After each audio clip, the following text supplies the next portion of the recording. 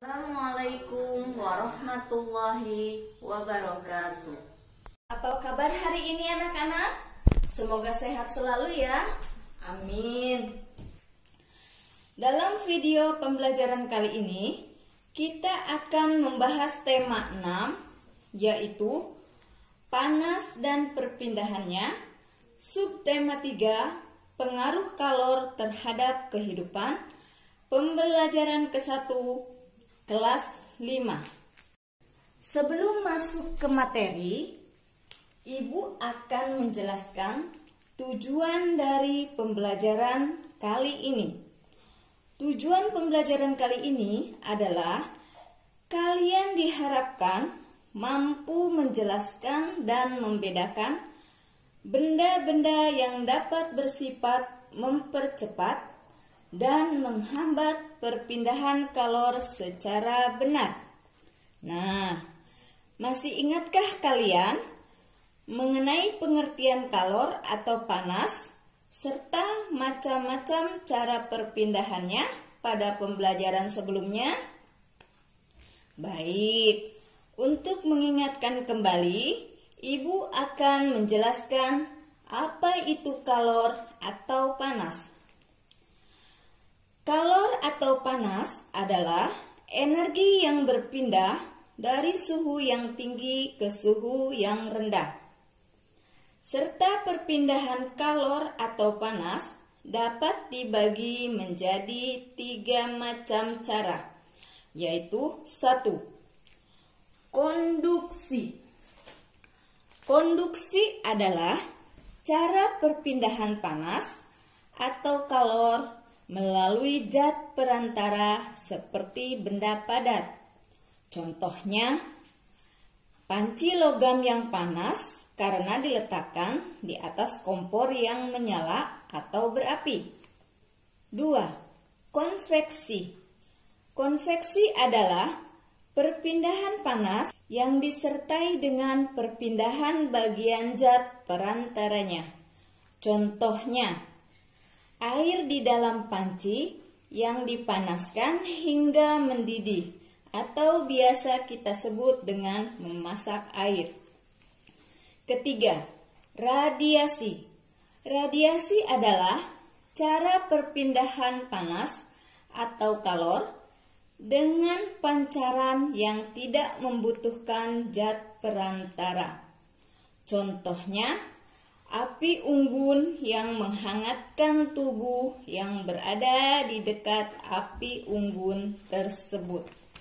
Kaitannya dengan pembelajaran kali ini, yaitu perpindahan kalor atau panas melalui zat perantara yang disebut dengan konduksi, di mana pada perpindahan kalor ada benda atau perantara yang dapat menghantarkan panas atau mempercepat perpindahan kalor, dan ada benda atau perantara yang tidak dapat menghantarkan panas atau menghambat perpindahan kalor. Nah, di sekitar kita terdapat banyak sekali benda dengan berbagai macam bahan. Bahan yang dapat menghantarkan panas dengan baik disebut dengan konduktor.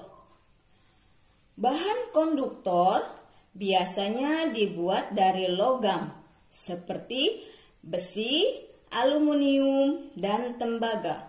Contohnya panci, wajan, sendok, dan setrika.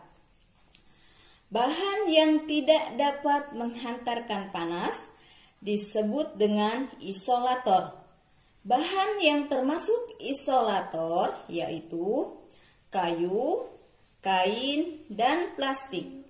Contohnya, spatula, kain lap, bakul, centong kayu, dan tutup saji.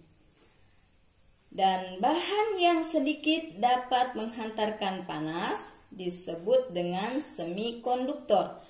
Bahannya seperti silikon. Dari penjelasan dan contoh tersebut, sudah jelas dan dapat kita bedakan mana benda yang dapat bersifat mempercepat dan menghambat perpindahan kalor secara benar.